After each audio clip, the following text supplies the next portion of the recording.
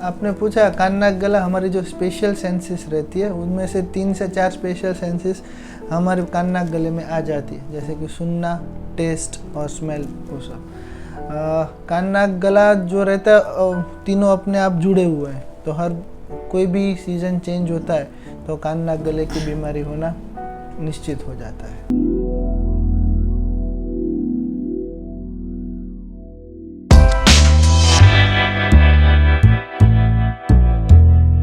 Hello friends, मेरा नाम है डॉक्टर राहुल गेलानी, हेल्थ गुरु चैनल से। आज हमारे साथ है डॉक्टर मानिया, कान नाक और गले के सर्जन। सर, अपना इंट्रोडक्शन दीजिए। हेलो, मैं डॉक्टर नैमिष मानिया, कान नाक गले का सर्जन हूँ। 7 साल से एज अ कान नाक गले का सर्जन का प्रैक्टिस कर रहा हूँ। मेरा प्राइवेट सेटअप वेड रोड कतारगाम पर है और अडाजन और वराछा में मेरा फ्रीलांसिंग है। ओके सर, तो आज के इस पॉडकास्ट में आपको मैं ये पूछना चाहता हूँ, कान नाक और गला हमारा एक बहुत ही प्रीशियस ऑर्गन है, मैं ऐसा कहूँगा।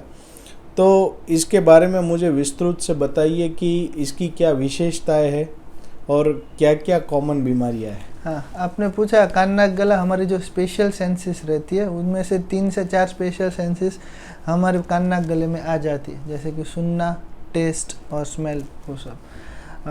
कान नाक गला जो रहता है तीनों अपने आप जुड़े हुए हैं, तो हर कोई भी सीज़न चेंज होता है तो कान नाक गले की बीमारी होना निश्चित हो जाता है। ठीक है सर, अब ये पूछना चाहता हूँ कि स्पेशली हम कान पर आते हैं।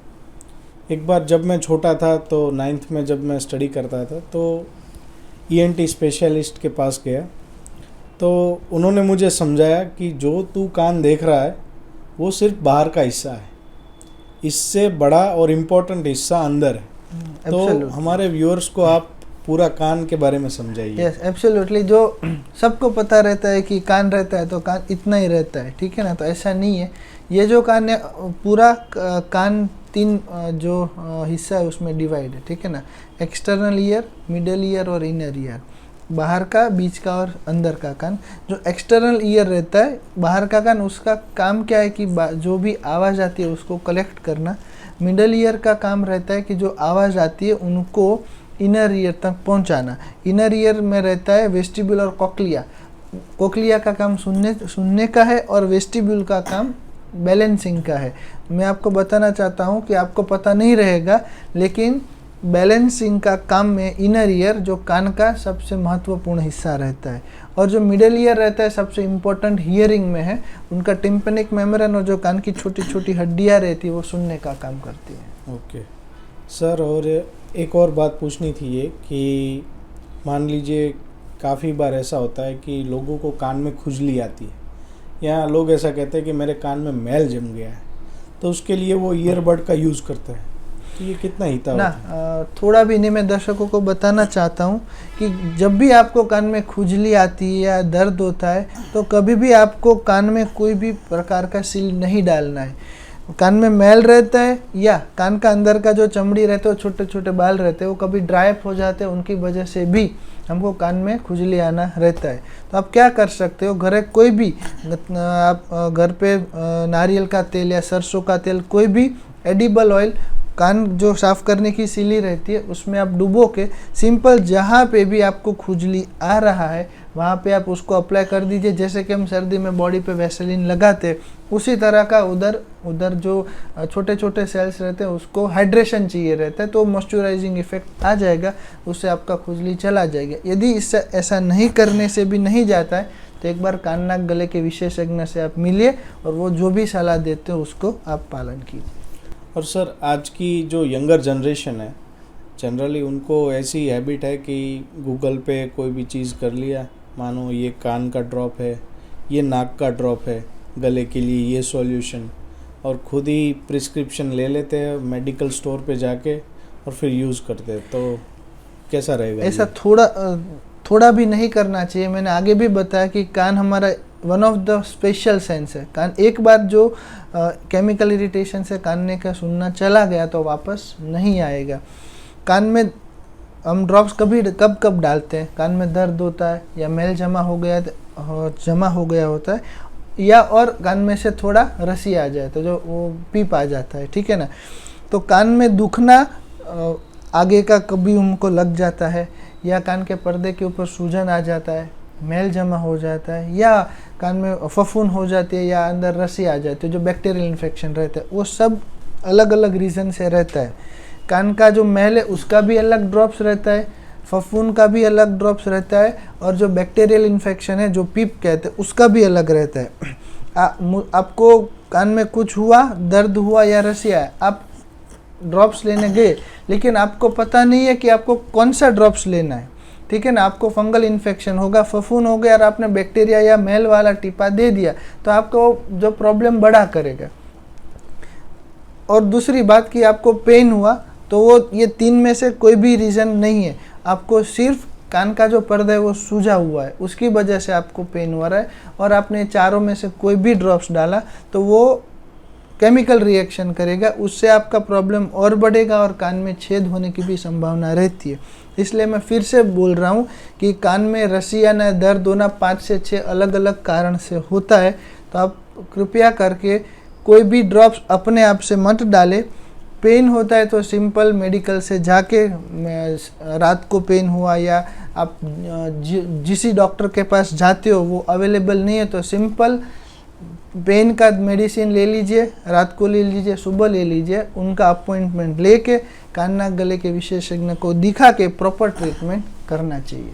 भीड़ भाड़ वाले एरिया में जाते हैं, बस स्टेशन पर जाते हैं, रेलवे स्टेशन, तो बाहर वो कान में से मैल निकालने वाले लोग बैठे रहते हैं, और वो कोई विशेषज्ञ नहीं होते, पर वो अपने आप को बोर्ड बैनर लगाए रहते हैं कि कान का मैल निकालिए, ये देखिए आपके कानों में कितना मैल है, और वो किडनी ट्रे लेकर बैठे होते हैं। जैसे ही आप अपना कान पास में ले जाते हो तो पत्थर गिरने लगते हैं।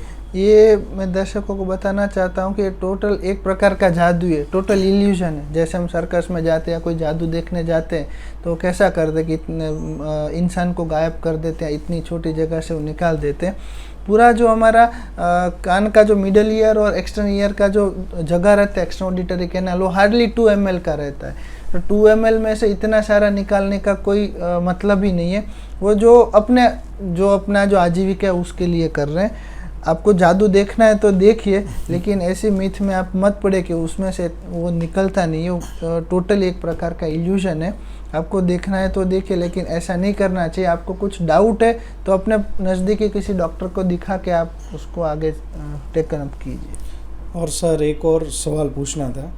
जैसे आपने कहा कि एक्सटर्नल ईयर, मिडल ईयर और इनर ईयर, बाहरी कान, बीच का कान और अंदर का कान। अब इसके बारे में आपने विस्तृत से समझाया, पर मुझे ये जानना था कि पर्टिकुलरली ये पार्ट में कौन कौन सी बीमारियां या डिजीज़ होती है। हाँ देखो, एक्सटर्नल ऑडिटरी कैनाल और मिडल ईयर एक साथ रखते हैं, और आगे का कान और पीछे कान। सबसे पहले पीछे का कान रख देते हैं, उसमें ज़्यादा बीमारी नहीं रहती है।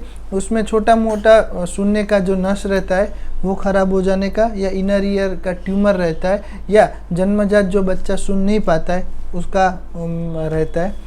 मोस्ट कॉमन चीज़ है मिडल ईयर और एक्सटर्नल ईयर का रहता है। एक्सटर्नल ईयर में जो हमारा जो बाह्य कान है उसमें जो लेडीज़ लोग जो गहना पहनती है वो जो होल रहता है वो बड़ा हो जाता है, या एक्सटर्नल ऑडिटरी कैनाल में थोड़े जो हड्डी रहती है थोड़ी नरम रहती है, थोड़ी सख्त रहती है, उसमें थोड़ा बहुत इन्फेक्शन हो गया, पानी भर जाता है, वो रहता है। और कभी कभी हम देखते हैं कि बच्चा जब आता है तब उसको कान नहीं रहता है, छोटा रहता है, नहीं रहता है। जो अंदर का कान ठीक रहता है तो वो बाहर का कान सिकुड़ जाता है, ठीक है ना, तो उसमें भी थोड़ा बहुत रहता है। सबसे कॉमन चीज़ है, सबको रहता है कि कान में नहीं सुनाई देना, कान में दर्द होना और कान में रसी आना। तो ये तीनों में से सबसे ज़्यादा हमारे जो पास पेशेंट आते हैं वो मिडल ईयर के आते हैं। कान में पर्दा, जो कान का पर्दा रहता है उसमें होल हो जाता है, और साल में 3-4 बार रसी आती है, कम सुनाई देता है, वो सब रहता है। ओके। और सर आपको ये भी पूछना था कि इसका मैनेजमेंट क्या होगा। आपको हम फिर से 3 पार्ट में डिवाइड करते हैं। एक्सटर्नल ऑडिटरी कैनाल में जब भी आपको ट्रोमा हो जाता है, कान फूल जाता है, तो कोई भी प्रकार का जो स्वेलिंग रहता है उसको हम छोटी मोटी सर्जरी करके उसको टेकन अप कर लेते हैं। इनर ईयर में जो ट्यूमर रहता है तो कान से पीछे से जाके उसका जो प्रॉपर ट्यूमर है उनको निकालते हैं। कान का जो नस एक बार सूख जाता है तो उसका कोई ऑपरेशन नहीं रहता, तो हम पेशेंट को मशीन दे देते हैं, उससे आ जाते। और जो छोटा बच्चा जो 3 साल से कम आयु वाला बच्चा सुनाई नहीं देता है तो उसका एक लेटेस्ट टेक्नोलॉजी में अभी ज़्यादा बढ़ रहा है, कॉकलियर इम्प्लांट, उससे भी कर सकते हैं। ठीक है। और मिडल ईयर की बात करें तो टिम्पेनिक मेम्ब्रेन और जो कान की सुनने की हड्डी रहती है उसको टिम्पेनोप्लास्टी और मास्टर्डेक्टोमी करके उसको हम टेकन अप कर सकते हैं। ओके सर, एक और मिथ पूछना चाहता हूँ। जैसे आपने मुझे अभी थोड़ी देर पहले ही बताया था ऑफ द कैमरा कि कभी कभी पेरेंट्स को या ग्रैंड पेरेंट्स को पता नहीं चलता कि बच्चा सुन रहा है कि नहीं सुन रहा है, और 3 साल के बाद कॉकलियर इम्प्लांट का इतना कोई फ़ायदा नहीं है। तो आप मुझे बताइए कि कैसे पता करें कि बच्चा रिस्पॉन्ड कर रहा है कि नहीं कर रहा है। देखो, पहले ज़माने में ऐसा था कि बच्चा लेट डेवलपमेंट होता है तो चलता है वो सब, ठीक है। तो अभी क्या रहता है, पूरे पॉपुलेशन में 1% छोटा जो न्यूबॉर्न रहता है उसमें रहता है कि उसका जो कॉकलिया का जो inner hair cell outer hair cell का फंक्शन प्रॉपर नहीं होता। तो क्या रहता है कि जो बच्चा सुनेगा नहीं वो बोलेगा नहीं, ठीक है ना। पहले ऐसा होता था कि late development as a late, बच्चे का लेट डेवलपमेंट कंसिडर करके उसको चला लेते थे। लेकिन क्या रहता है कि सबसे जो कॉकलियर इम्प्लांट सर्जरी है उसका 5 साल के अंदर सबसे अच्छा रिजल्ट मिलता है, बाद में नहीं मिलता है। आपको रूटीनली 6 महीने बाद बच्चा खेल रहा है या पीछे से आप कोई भी बड़ा आवाज़ कर रहे हो तो वो रिस्पॉन्ड नहीं करता है, तो उसको लेट डेवलपमेंट समझना नहीं है। यदि बच्चा 3-6 महीने से 1.5 साल के अंदर बच्चा मोनोसिलेबल, हम बोलते हैं बाईसिलेबल, बाबा मामा ऐसा नहीं बोलता है, खेल रहा है, आप कितना भी आवाज़ दे दो तो वो सुन नहीं रहा है, तो आपको एक बार बच्चे के डॉक्टर और उसके बाद कान नाक गले के डॉक्टर को दिखाना चाहिए। बच्चा सुन नहीं पा रहा है और उसका जो रीज़न कॉकलिया का माल फंक्शन रहेगा तो उसकी वजह उसका एमआरआई करना पड़ता है। एमआरआई करने के बाद जो हमारे जो उसमें बेरा का रिपोर्ट करना पड़ता है, BER है, बेरा वो जो गुजराती में हम बोलते हैं वो नहीं है, BER है, बेरा का रिपोर्ट करके उसमें जो सर्जरी में पेशेंट फिट रहता है तो अर्ली सर्जरी करके पेशेंट को हम सुनना जो रहता है वो नॉर्मल कर सकते हैं और बाद में वो बच्चा आगे जाके बोल भी पाएगा। मैं फिर से बोल रहा हूँ, जो भी बच्चा सुनेगा नहीं वो बोलेगा भी नहीं। तो सभी पेरेंट्स को या जो जिनका मैरिज होना बाकी है हो गया, न्यूबॉर्न आपका हो गया, 6 महीने से 1 साल के अंदर वो कोई भी साउंड से रिस्पॉन्ड नहीं कर रहा है तो आप कान नाक गले के डॉक्टर या बच्चे के डॉक्टर को दिखा के आगे का ट्रीटमेंट कीजिए। इसको हम बोलते हैं प्रिवेंटेबल हियरिंग लॉस, कि वो प्रिवेंट हो सकता है लेकिन हमने किया नहीं। ओके सर, वापस हम अपने पुराने टॉपिक पर आते हैं जो कि कान का पर्दा है। अब मान लीजिए कोई व्यक्ति को पर्दे में छेद है पर वो उसका ट्रीटमेंट नहीं करवाता और सालों साल गुजर जाते हैं क्योंकि दूसरा कान प्रॉपरली काम कर रहा है, तो लोग भी यही समझते हैं कि चलो थोड़ा कम सुनाई दे रहा है पर चलेगा, कोई बात नहीं, एक कान से तो चल रहा है कामकाज। तो इन स्थिति में क्या होगा? लंबे समय तक कोई भी बीमारी अच्छी तो नहीं है, ठीक है। जो हमारा इनर ईयर और मिडल ईयर के बीच में जो छोटी छोटी हड्डी रहती है वो एनवायरनमेंट से एक्सपोज नहीं है, तो कान का पर्दा और ब्रेन की दीवार उसके पीछे वो जो अलग एक प्रकार का तंत्र रहता है। कान में छेद हो गया तो वो एक्स्ट्रा एनवायरनमेंट से कनेक्ट हो जाएगा। हमारा बॉडी का डिफेंस मैकेनिज्म जब तक अच्छा रहेगा तब तक कोई बात नहीं है। रिपीटेडली जब तक इन्फेक्शन रहेगा तो वैसा ही है कि वो फ्रेशन अप तो नहीं रहता। एक बार इन्फेक्शन हुआ तो उसका 1% 2% तो डैमेज हो गई। लंबे समय तक उसको खींचने से क्या रहता है कि टिम्पेनिक मेम्ब्रेन जो हमारा कान का पर्दा है तो बड़ा भी होने का चांस रहता है और रिपीटेडली इन्फेक्शन होने से कान की जो अंदर की हड्डी रहती है उसका थोड़ा उसको ना घिसना चालू हो जाता है। तो over the period of 5 to 6 या 10 ईयर्स उसमें उसकी ड्यूरेबिलिटी कम होगी, तो सुनना कम होना वो 100% है। तो मेरी रिक्वेस्ट है कि कान में पर्दा है तो 7-8 साल मत खींचिए, आपको जितना भी जल्दी आपका सहूलियत के हिसाब से उसका ऑपरेशन करके उसका परमानेंट सॉल्यूशन ले जाना चाहिए। Okay, thank you very much sir. आपने कान, नाक और गले के बारे में काफ़ी इम्पोर्टेंट और पर्दे के बारे में खासकर बहुत समझाया। इसके लिए खूब खूब धन्यवाद। Thank you.